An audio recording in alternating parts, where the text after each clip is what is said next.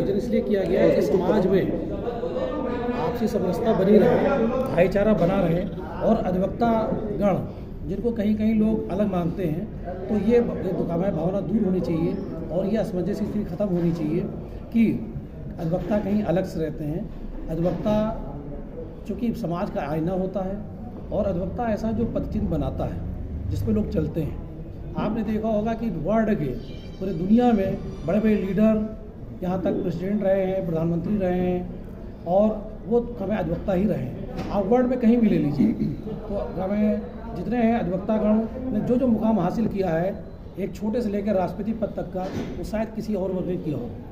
इसलिए अधिवक्ता ने हमेशा समाज को एक आईना दिखाया है और हम लोगों ने उसी परिप्रेक्ष्य में आज ये आयोजन किया कि समाज के विभिन्न वर्गों को, हम अधिवक्ता हैं, केवल हम अधिवक्ताओं को सम्मानित करेंगे तो एक संदेश अच्छा नहीं जाएगा। इसलिए हमको समाज के प्रत्येक वर्गों को सम्मानित करना चाहिए, क्योंकि वो ऐसे लोग हैं जिन्होंने जो देश का नाम रोशन करते हैं। जैसे चिकित्सा के क्षेत्र में डॉक्टर्स के बारे में कहा जाता है कि धरती का भगवान है। अगर बीमारी और दुख के समय ईश्वर के अलावा और किसी को कोई याद करता है तो डॉक्टर है। तो डॉक्टर प्राण बचाने का काम करता है, जीवन बचाने का काम करता है। इसलिए उनका सम्मान किया जाना समाज में अति आवश्यक है, ताकि उनको उत्साह मिले, बड़े और लोग डॉक्टर बने और जो अधिक से अधिक लोग उनसे लाभान्वित हो सकें।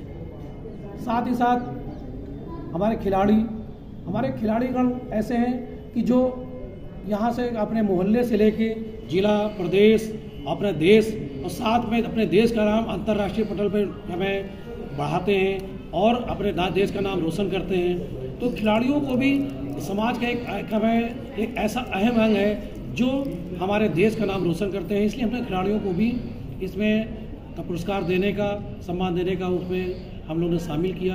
साथ ही साथ पत्रकार महोदय, पत्रकारों के बारे में कहना चाहता हूँ कि पत्रकार ऐसा वर्ग है जो अपनी जान को जोखिम में डालकर और समाज के लिए संघर्ष करता है, समाज की विसंगतियों को सबके सामने उजागर करता है, समाज में हो रहे अत्याचार और समाज के अंदर हो रही कठिनाइयों को लोगों के समक्ष लाता है। और पत्रकार यहाँ से लेके सियाचिन से लेके लद्दाख से लेके और युद्ध के मैदान तक पत्रकार जाते हैं और अपनी जान को जोखिम डालकर और वहाँ से खबरें पूरे देश में जाते हैं। हम लोग केवल टीवी पे या पेपर में पढ़ते हैं, लेकिन उनकी जान कितना जोखिम में रहती नहीं जानते। छायाकार, मैंने देखा कई छायाकार ट्रेन पे फोटोग्राफी करते हुए अपनी जान गंवा बैठे, लेकिन वो अच्छी फोटोएं खींच के और समाज के एक ऐसा आईना देते हैं कि कितना समाज के अंदर जो भी कमियां रह गई हो या समाज की जो चीज़ें की ज़रूरत की उनको उजागर करता है। और सेना के अंदर जहाँ पे लड़ाई चल रही है, युद्ध चल रहा है, वहाँ भी अपने जान जोखिम डाल के जाता है, कवरेज करता है।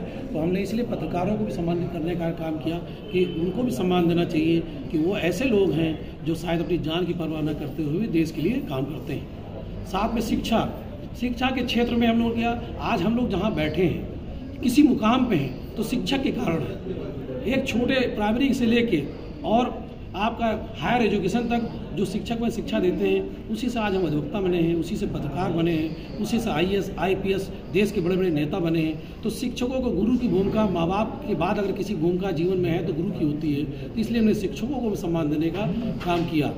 साथ ही साथ हमारे वरिष्ठ अधिवक्तागण जो हमको आईना दिखाते हैं, जो जिनके सिखाने पर हम लोग आज यहाँ तक पहुँचे हैं और जिन लोगों के कारण आज समाज में मुकाम हासिल किया है, ऐसे हमारे वरिष्ठ अधिवक्ता उनको भी सम्मानित करने का काम हम लोगों ने किया।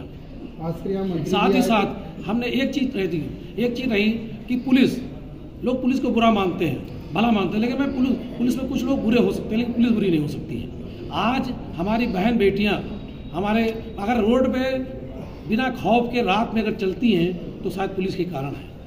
आज पुलिस भी अपनी जान में जोखिम डाल के हम लोगों के जीवन की सुरक्षा करती है, समाज की सुरक्षा करती है और अपने आप 24 आवर की ड्यूटी पुलिस करती है। शायद हम लोग 8 घंटे ड्यूटी करने के बाद थक जाते हैं, अपने घर चले जाते हैं, लेकिन आप पुलिस वालों के दिल से पूछिए कि जो 24 घंटे ड्यूटी पर रहते हैं, उनके बच्चे कब वो बच्चे जगें कब सोएं उनको पता भी नहीं चलता। उनकी पत्नियों को भी अपने पति का साथ कम से कम मिल पाता है और उनका त्याग की मूर्ति रहते हैं। और इसलिए और समाज के लिए उस संघर्ष में से कर, चाहे आपको कोई ईद हो, दिवाली हो, होली हो, हम अपने घरों में मनाते हैं अपने बच्चों के साथ, परिवार के साथ। लेकिन पुलिस वाले ऐसे हैं जो आप देखें वर्दी में हम लोग इस सुरक्षा में टहलते रहते हैं, अपने बच्चों के बीच में त्यौहार भी मनाने से चूक जाते हैं और साथ ही साथ हमारी सुरक्षा में 24 घंटे लगे थे। इसलिए उनका सम्मान किया जाना भी जरूरी है कि ताकि उनको प्रोत्साहन मिले और अधिक से अधिक हमारे लिए कार्य करें, देश के लिए कार्य करें। इसलिए हमने पुलिस को भी साइबर सेल, जो आज अहम मुद्दा है, साइबर क्राइम इतना ज़्यादा बढ़ चुका है कि आज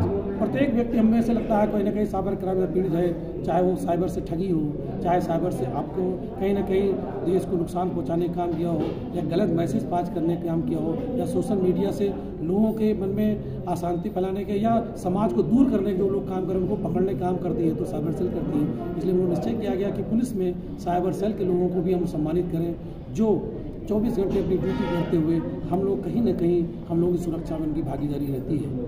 इसलिए हम लोगों ने समाज के विभिन्न वर्गों को सम्मानित करें, इसलिए इसका नाम ही सामाजिक समरसता प्रतिभा, जिन्होंने प्रतिभा दिखाई उनको पुरस्कार देने का, उनको सम्मानित करने का काम किया, जिसके लिए हमने माननीय मंत्री जी से मुलाकात की। माननीय मंत्री स्वतंत्र सिंह जी ने कहा कि नहीं, बहुत अच्छा विषय है, बहुत अच्छा है, समाज के लोगों को प्रोत्साहन करना चाहिए, सम्मान देने से उनका उत्साह बढ़ेगा, उनकी एनर्जी बढ़ेगी और अधिक से अधिक अपना कार्य करने में सक्षम होंगे।